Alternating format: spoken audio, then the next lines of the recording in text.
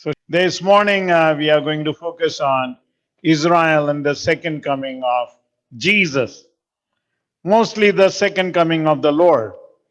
And our key verses are in Matthew chapter 24, 32 and 33.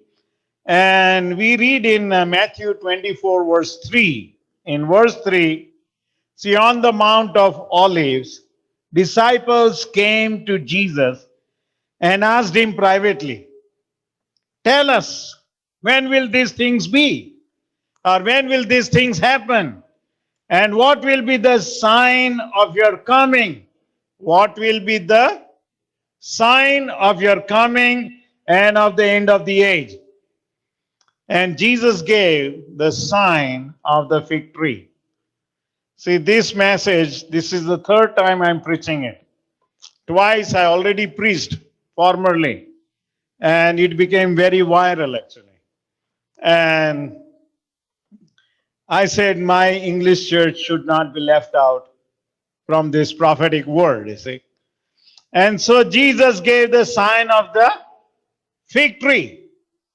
And we read in verse 32, Psalm 24, verse 32 onwards.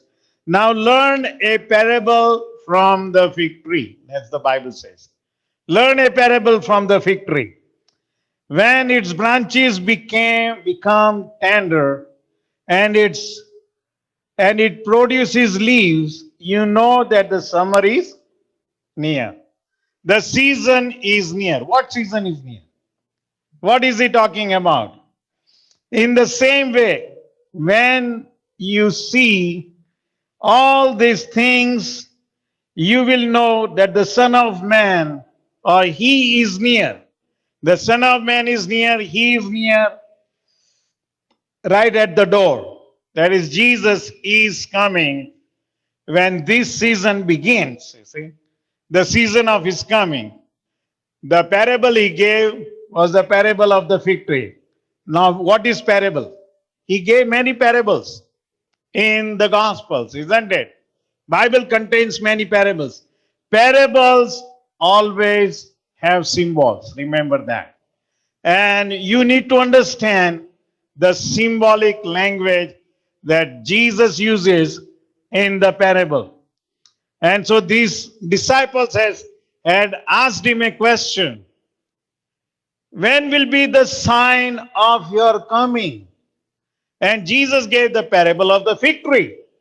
And so the sign he was giving was that of the fig tree.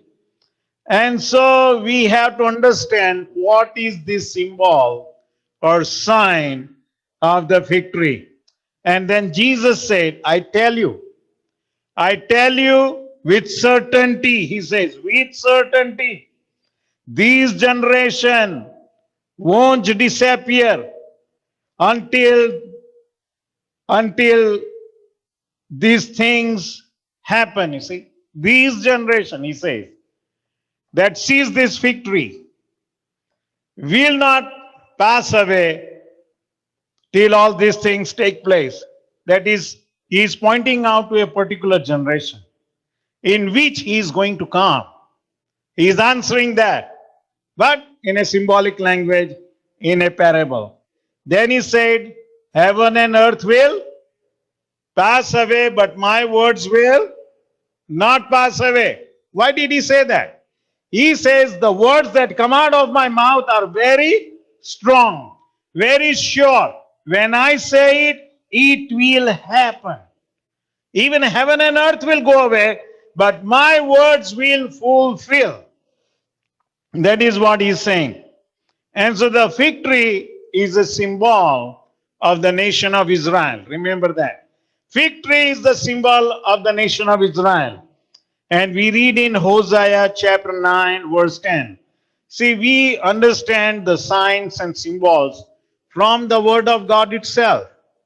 We do not make up things, you see. Let the word of God explain the word of God.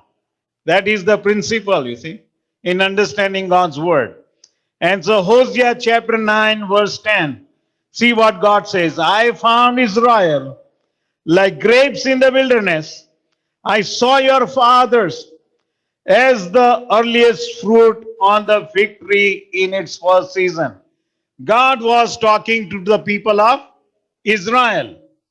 To the people of Israel, he was saying, I saw your fathers as the earliest fruit on the fig tree in its first season. And so remember that God's word calls nation of Israel as a fig tree, you see, as figs and as a fig tree. Again in Joel chapter 1, verse 6 and 7. Joel chapter 1, verse 6. For a nation has come against my land. What is God's land? Israel, right. You know, there was a son of a missionary. The missionary was working in India. And his son's name was Cliff Richard. Have you heard about Cliff Richard? He was a very famous pop singer here in the United States. And not in this generation. He was in the generation that went ahead of us. And Cliff Richard, he made one documentary, His Land, on Israel, you see. It's a wonderful movie to see. His Land. And here the Bible says, for a nation has come up against my land, that is Israel. God calls it my land. Israel is God's land. A nation that came up against Israel was Babylon. We read in Jeremiah, Isaiah, you see, Babylon. Strong and without number, his teeth are teeth of a lion, and he has the fangs of a fierce lion. Talking about King Nebuchadnezzar, who took people of Israel into captivity. And King Nebuchadnezzar had attacked Israel. And so talking about that.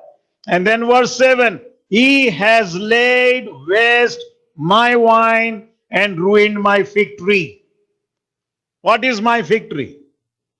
Nation of Israel. Again, the Bible explains that the fig tree is the nation of Israel. See, the Bible confirms what it says. And Jeremiah chapter 24, verse 2 and 6. Jeremiah 24, verse 2 and then verse 6. One basket had very good figs. This basket of figs is the nation of Israel. It is the nation of Israel. Even like the figs that are first ripe, and the other basket had very naughty figs. These were disobedient Jews actually. Disobedient people, which could not be eaten, they were so bad. And then verse 6, for I will set mine eyes upon them for good. God says, I set my eyes upon my people of the nation of Israel for good, and I'll bring them again to this land. See, God says, though my people are scattered from the Israel to the ends of the earth, but I will bring them back. You see, that was the prophecy that was spoken from the mouth of God. That I will bring them again in this land that is returned to the land of Israel, and I will build them and not pull them down. I will plant them and not pluck them up. Amazing. Amazing. God planned to bring people of Israel back in its own land. You know, Israel is mentioned in the book of Genesis, you see. All the way in Genesis. How many centuries passed? All other races that were along with Israel, you see, they have all died. They have become extinct. Only Israel is still today, even while we are on this planet. You see, it is still today. All other races have gone that were in the times of the book of Genesis. They are no more actually. And we read, God said, I'll bring you back into your own land, you see. And so the prophecy of the return of Jews to their homeland is the same thing as the fig tree starting to bud, you see. The budding of the fig tree, you see. The fig tree will start growing, will start to recover. And God said in Ezekiel 36 verse 24, Ezekiel 36:24, for I will take you from among the heathen and gather you out of all countries and bring you into your own land. See, I'll bring you even into your own land from all other countries. You know, I went as a child into a Jewish school. I don't know why. But all my elementary, my middle school, high school, I studied in a Jewish school back in India, okay? It was owned by Jews, run by Jews. I learned the Old Testament while going to that school. And see, the Jews were in almost every nation actually, scattered. But God said, I'll bring you back into your own nation. I'll bring you back into your own land. Read Isaiah 11, verse 11 and 12. Isaiah 11, 11 and 12. Then it will happen on that day that the Lord will again recover the second time with his hand the remnant of his people. He will recover them. Who will remain from Assyria, Egypt, Pathros, Cush, Elam, Shinar, Hamath, and from the islands of the sea. See, these are the nations. Different nations from where God said, I'll bring you back into your land of Israel. And he will lift up a standard for the nations and will assemble the banished ones of Israel and will gather the dispersed of Judah from the four corners of the earth, bringing back people of Israel into the land of Israel. Amazing. And we read in Jeremiah chapter 30, verse 11, verse 17 and 18. Chapter 30, 11, and then 17 and 18. For I am with you, declares the Lord, to save you. For I will destroy completely all the nations where I had scattered you.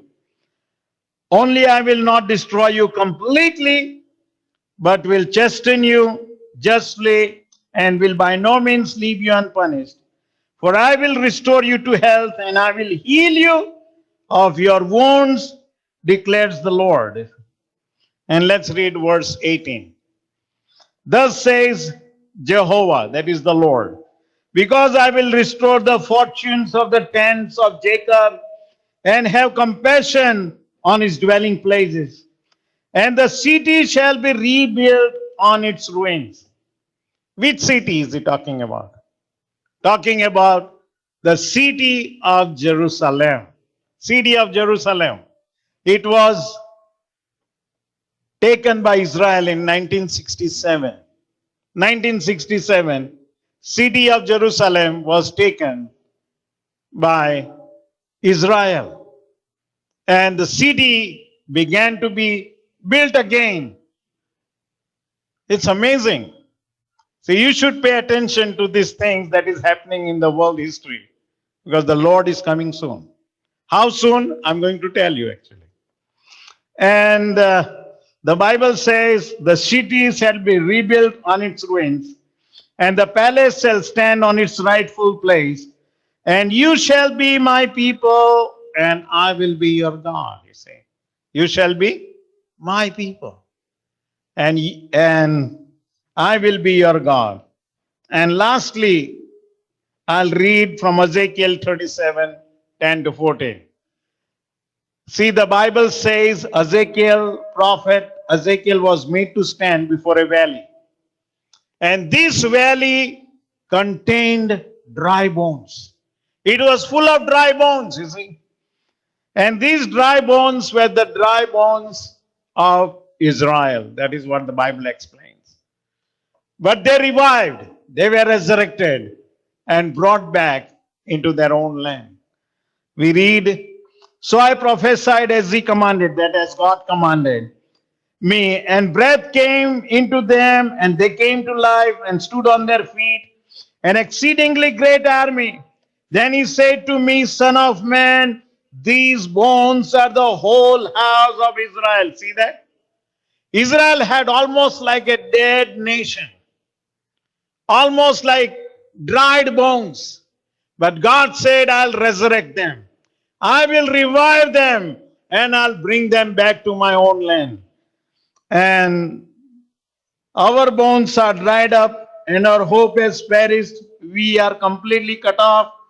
Therefore prophesy and say to them, thus says the sovereign master, the Lord, behold, I will open your graves and cause you to come up out of your graves. My people, I'll bring you into the land of Israel. I'll bring you into the land of Israel. And we read, and I will put my spirit, that is Holy Spirit, within you. You will come to life, and I'll place you on your own land.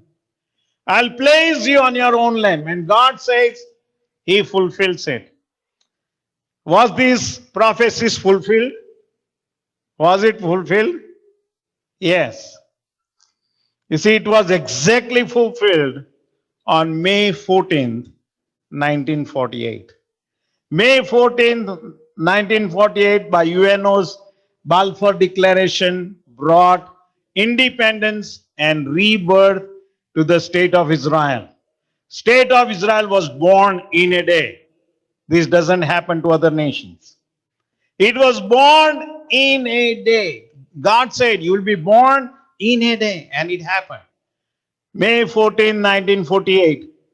See, during the First World War, on the first day of the Jewish feast of Hanukkah, in December 1917, there was a battle for Jerusalem. And that resulted in city of Jerusalem falling to the British forces led by General Allenby. General Allenby was a Christian believer. He was leading the British army, you see, around Israel. And he took over Israel and the city of Jerusalem. After how many years? 400 years, it was under Turkish rule, the Ottoman Empire. It was under Turkish rule. And the place was completely wilderness and not even Jews over there. This man took over it, you see. And he was the man who honored God so much that when he entered the city of Jerusalem, the Bible says, the history says, he got down from his horse. He said, I cannot enter the holy city of God upon a horse. He got down from his horse, he walked on foot and went into the city of Jerusalem. And then finally, United Nations, they decided to give back that whole area back to the Jewish people as their homeland. And on May 14, 1948, you see from the radio, the first Israeli Prime Minister, David Ben-Gurion, he made an announcement naming the state, the new state that was born as the State of Israel, and all Jewish immigration and Jewish people are welcome to come back to the nation of Israel. These happened on May 14, 1948. You see, there are very exact dates for the nation of Israel found in the Bible, but no exact dates for the Christian believers or for the church. It's not there. And that's why for us, we have to depend on what things are happening with the nation of Israel and what Jesus promised. And so again, reading from Luke chapter 21, 29 to 32. Luke 21, 29 to 32. And he told them a parable, look at the fig tree. We read from Matthew. Now I'm reading from Luke because the word of God has to be confirmed. And so look at the fig tree and all the trees. And when they put forth leaves, you can see for yourselves and know that the summer is now near. Summer is also symbolic. Summer means season. The season is near. What season is near? Likewise, when you see these things happening, recognize the kingdom of God is near. I tell you the truth, this generation will not pass away until all this takes place. This generation that has seen the rebirth of Israel will surely see the second coming of the Lord. Which generation is that? My generation, isn't it? Your generation. See, the Lord is coming very soon in our generation, you see. The season of His coming has already started, actually. It has already started. And in Matthew 24:34, He said, truly I tell you, this generation will not pass away until all these things are accomplished. It's so amazing. Now let us understand what is generation. See, when He gives a parable, it's always symbolic. And when we understand the word generation, see how God uses the word generation in the Bible. We read in Lamentations chapter 5, verse 19.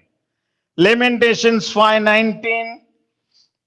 Your throne is forever, generation to generation.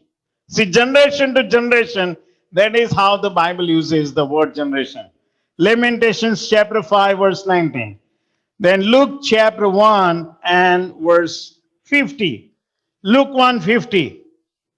And His mercy is for those who fear Him from generation to generation. See, from generation to generation.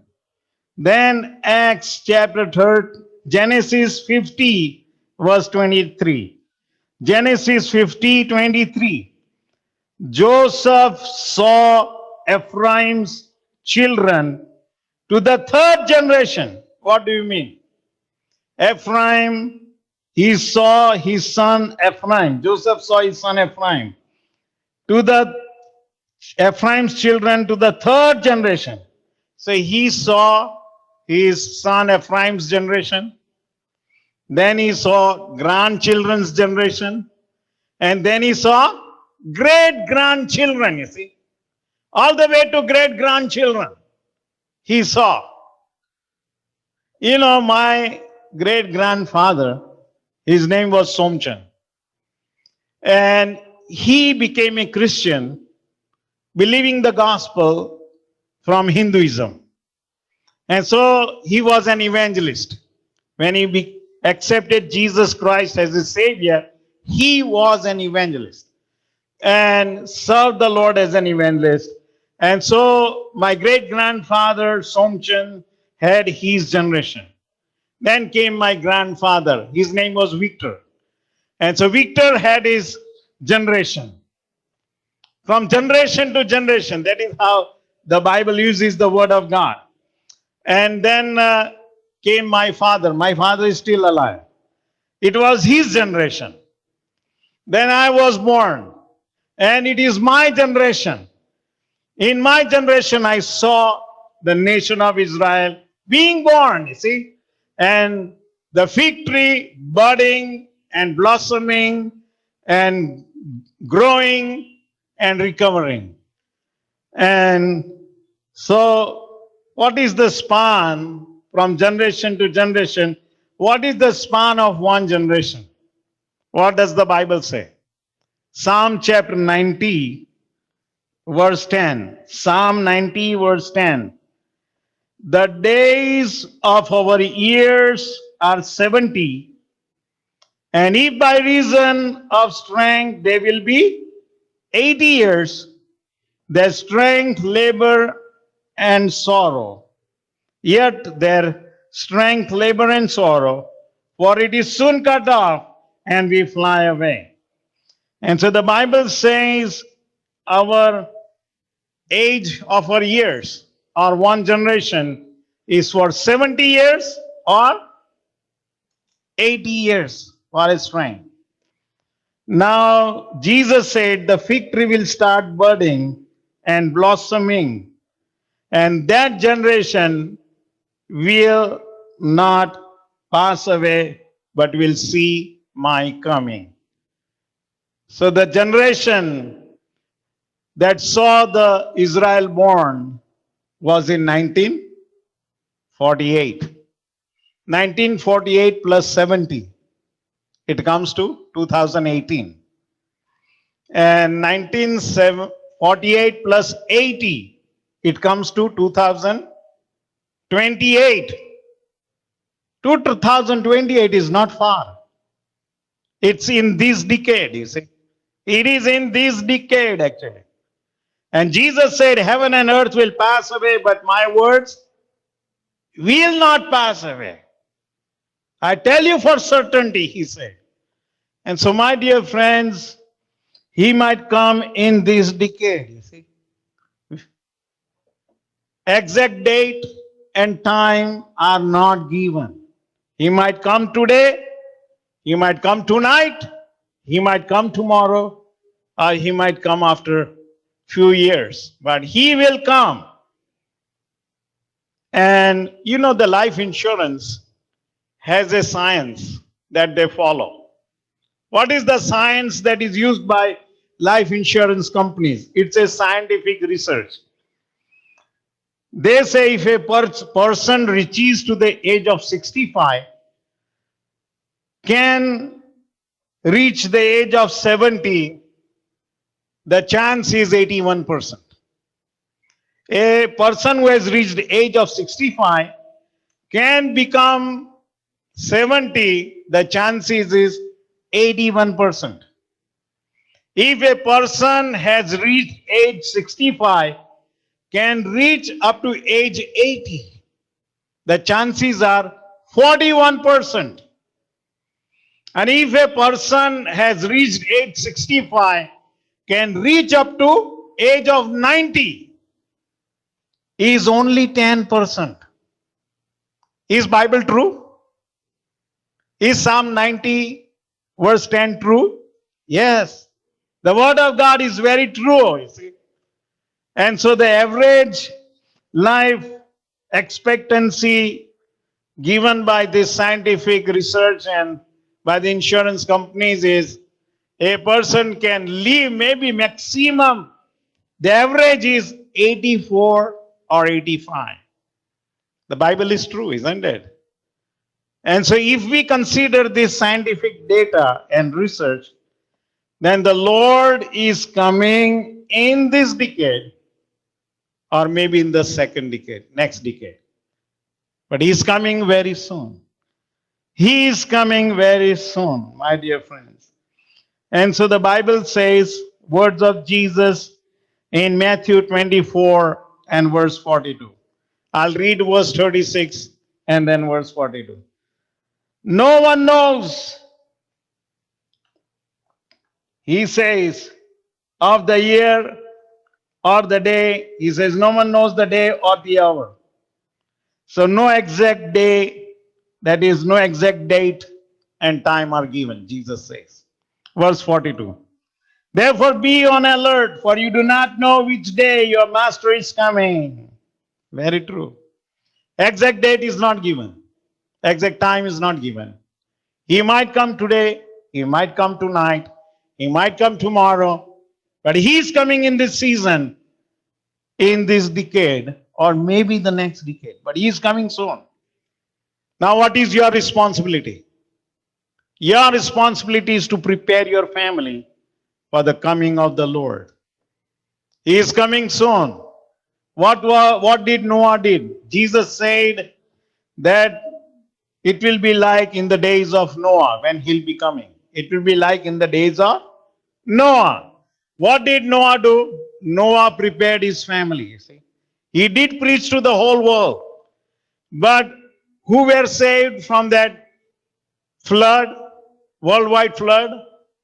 And who entered the ship? His family, isn't it? His family. You are like Noah right now, you see, in your family.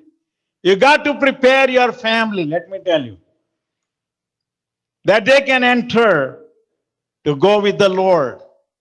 Jesus said in Matthew 25, verses 1 to 10, there were 5 wise virgins and 5 Foolish virgins. When you know that the time of the Lord is so near, and if you are not ready, then you are foolish. You will be left out. And the terrible times will begin because you know what is UNO planning right now?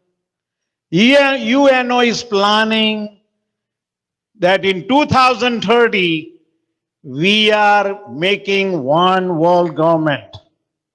One world government. Right now there are separate nations all over the world. But UNO is planning for one world government in 2030. They are announcing it and declaring it. What does Bible teach us about that? One world government, the president will be Antichrist. Remember that. We'll learn more things on this. He will be the Antichrist. And the things will be so horrible in those days, as the Bible says. And so it is important for the Lord to come before the Antichrist and the devil takes over the planet. Because God has allowed it for a season, for the devil to take over the planet. You see. But before he does, the Lord will take away the church, but not Israel. Remember that. Israel will go through that, but the church will be taken out.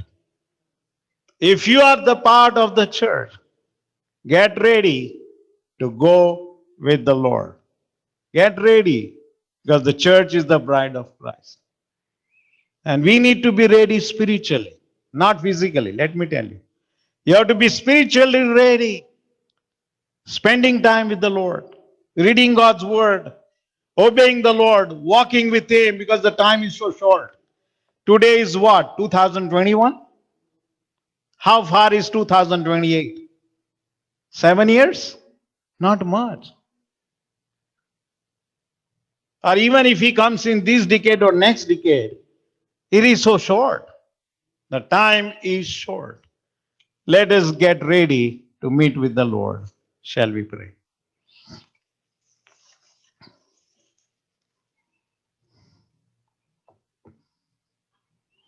Let us pray in our heart. Lord, prepare me for your coming. Lord, cleanse me with your blood and wash me clean. Help me now not to slumber or sleep spiritually. Help me, Lord, to be always ready to go with the bridegroom, my Lord Jesus.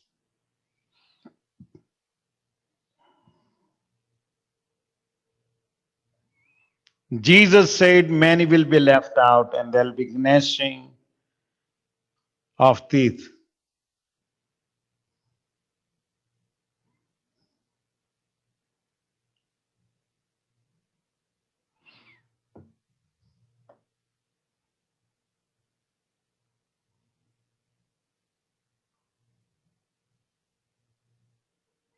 Let us pray in our hearts. Lord, make me ready and help me to be ready every day for your coming. Because you may come anytime now. We are already in the season of your coming. And help us, O Lord, that we may shake up our family and make them to realize and to wake up that the Lord is coming. Because if anyone is left out, it is going to be so terrible on this earth.